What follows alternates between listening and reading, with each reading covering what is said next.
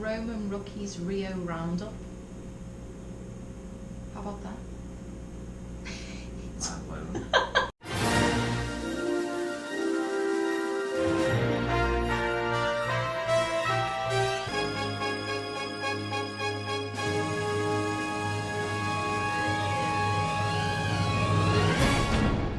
Hi, I'm Joe. I'm Tony. And we're Roman Rookies.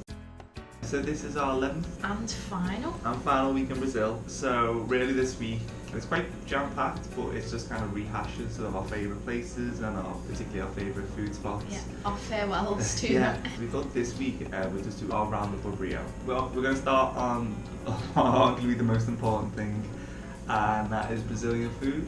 Yes. So something that comes to mind straight away for me is that when you think of Latin America and South America, for me at least, you immediately think of spice and very strong, powerful flavours. But when you get to Brazil, I think bland is a harsh word, but it's a lot more tame and calmer than you think. I put that for me as a bit of a downside, that it's not saucy and it's not spicy. The big thing was the rodizio, which is the cutting off the meat. So that was something I was looking forward to, is the meat.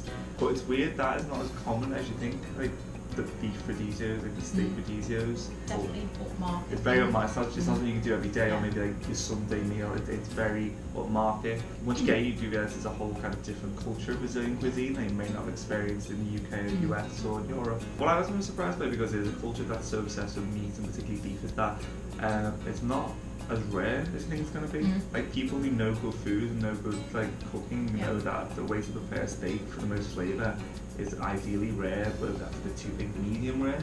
Yeah, it's all quite well done.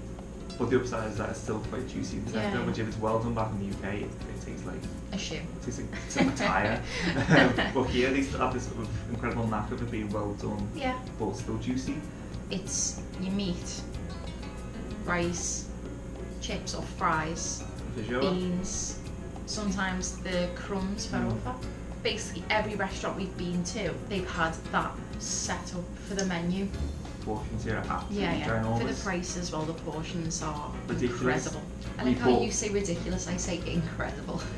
Something they have that's quite specific here is something that's called the galeto, and that is the young chicken, and they give it to you cooked up, and that's really, really good.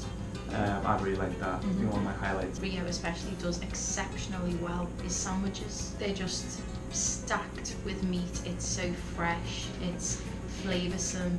Yeah, like a lot of the time you get like a ham or turkey sandwich, kind of like a New York deli. It's stacked really high, really thin. They always give like a little chunk of lime to like sprinkle on your meat. It goes very well, like the sourness. The highlights for me for food have been acai. Oh, talk away about acai. This whole show could be about acai right now. It's so reasonably priced. If you get a big bowl of it from a restaurant, you can very easily share it, which we've done. It's just so good. It's a superfood, which I think is taken off in places like London and LA. Another highlight is the amount of fruit juices. Oh yeah. They're so good here. That's what I'd say as well, something like natural to Brazil. So obviously they can hear cows and chicken, acai from the Amazon. They obviously have a lot of fruit here. You are going to get that reasonably priced as well. But not only do they do their own stuff well, but then they sell to you reasonably priced. Cachaça is something that is typically Brazilian, that you can get from anywhere else. Everyone drinks it with the caipirinhas. Beer, they have a lot of Brazilian homegrown beer, which is dirt cheap. So your cheapest ones, you're talking Skol, Brahma, Antarctica. Do you want to go into the culture? I suppose a big aspect of Brazilian culture that is probably thought of by ignorant people that haven't been it is like the level of crime and stuff. You see poverty, you see beggars everywhere. You know, if you're going to come here, I think it's a paradise for sugar loaves and Copacabana. It is, but then be aware that there's two sides to every coin. Fairly honest, I've never once felt like, oh, we're about to get mugged here, we're in a danger zone, even though I said we never felt a threat. Obviously always be vigilant, always be wary. Though there is definitely segregation here between different classes and races. To think that that's what it is, it's black and literally black and white. No, it doesn't define people, and you get that real sense of community where people transcend into different communities and just talk to people like human beings. Something that I think I'd like to take away from Brazil, which is kind of like, I suppose for me, a defining trait, is the lack of inhibition.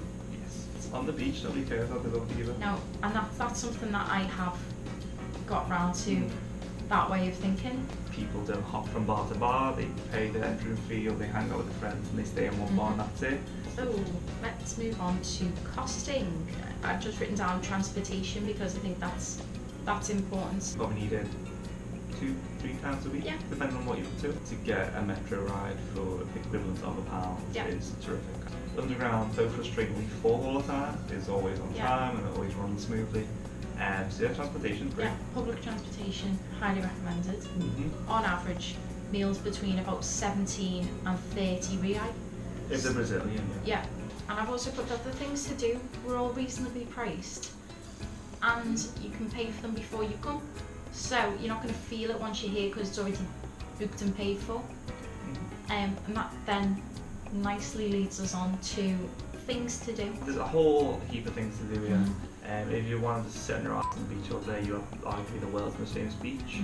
Right next door, you have Ipanema Beach, which I knew nothing about before researching Rio, but it's a spectacular beach. You have the Two Brothers Mountains, it then turns into Lebanon. It's fantastic. So you have two fantastic beaches. In terms of landmarks, you have a world wonder here, which is great, praise the Redeemer. You have Sugarloaf Mountain, which was a personal favourite of ours. You have day trips to places like Brazillian and Race, which gives you a different vibe of Brazil and certainly a different pace. Just visiting all the different neighbourhoods of Rio is a unique and different experience. You've got an old tram system, quite similar to like San Fran and New Orleans. I've put down lots of natural things, so Sugarloaf, beaches, parks, gardens. Lagoon. Yeah. You can have a little paddleboat in the lagoon. Yeah. And so Teresa Steps, which is well famous, very funky. The favela tour. Oh, fantastic. There's the football. Well, you don't forget how much there's walking tours everywhere as well. So there really is stuff for everyone. Just my favourite thing about Rio, it's been all the times we've sat outside to eat and have a drink or have a coffee. Just that outdoor dining and drinking it's been lovely. My favourite thing, Sugarloaf Mountain, being high up, I like seeing the boss view of the city. I like that it was misty. You just don't think there's going to be so much up there, but there's restaurants, there's gift shops, and there's Boss Jungle Walk. There was when we actually got to Sugarloaf, there was that moment where the sun was shining through from the top and there was a blanket of clouds at the bottom. Exactly, and it felt like it was just you. And there was nobody underneath. It was pretty great. The Jungle Walk definitely made it for me, especially to get to the marmoset. I was going to say, you saw a marmoset for the first time. So that was a highlight. Our day trips, I love both of them, particularly Angelos Race. I felt like it was somewhere so tropical and so kind of, if Disney was to draw a South American tropical location, Angelos Race is what they would draw. The night out, my favourite place would have been the place in the centre. What we have now dubbed as Samba Street. Samba Street. The African Culture Tour was my favourite tour. If you're going to do a free walking tour. One of my favourite things for the Vela tour was pretty mind blowing and opened my eyes even more. So that was a big deal. So there'd be the highlights, but just being 2 blocks away from Copacabana Beach, sitting off there all day on the swim, drinking beers, drinking caipirinhas, our nighttime strolls on early afternoon strolls. It's just to be so close to, as I said, arguably the world's most famous beach. It's just been great. I've loved it. It's been fantastic. Great lifestyle. It's been a great way to live for 2 months. Yes, I have enjoyed myself tremendously. Sometimes it's not even from doing the touristy things, it's just from living, from experiencing. Some of our best days when we've absolutely not. Exactly. Yeah. If you are looking for a place to hang out for a while, Rio is a very good option. Yeah.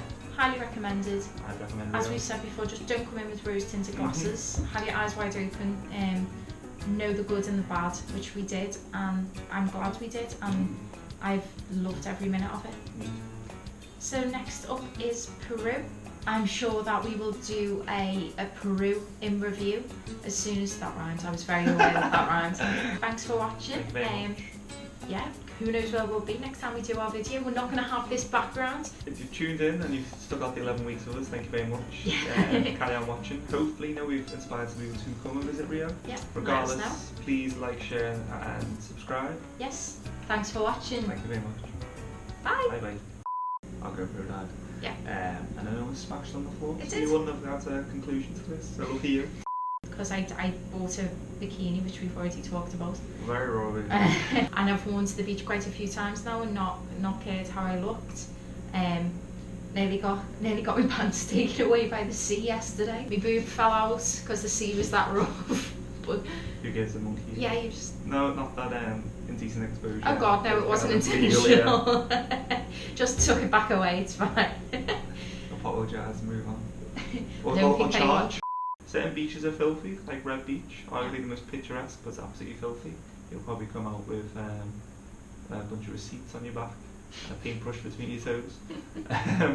But that's on a good day. Oh. I can't remember what I was saying before the weather. It's raining men. Hallelujah. It's raining men. That's still weather.